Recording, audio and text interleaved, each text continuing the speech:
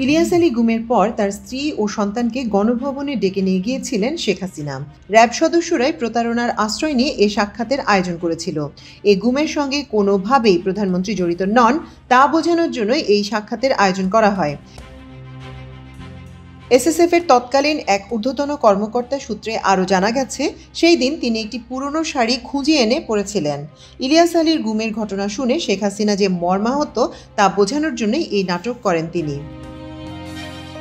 ইলিয়াস আলীকে গুম করে হত্যার জন্য শেখ হাসিনা পরিকল্পিতভাবে নিরাপত্তা সংস্থার বেশ কয়েকজন কর্মকর্তাকে দায়িত্ব দেন। তৎকালীন নিরাপত্তা উপদেষ্টা মেজর জেনারেল তারেক সিদ্দিকী সংশ্লিষ্টদের ডেকে এ দায়িত্ব দিতে চাইলে অনেকের পরামর্শ ছিল এ কাজ করা ঠিক হবে না।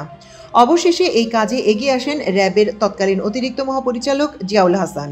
নিরাপত্তা সংস্থার তৎকালীন এক ঊর্ধ্বতন কর্মকর্তা জানান, তৎকালীন প্রধানমন্ত্রী তাকে ডেকে নিয়ে বলেন, ইলিয়াস আলীকে সরিয়ে দিতে হবে।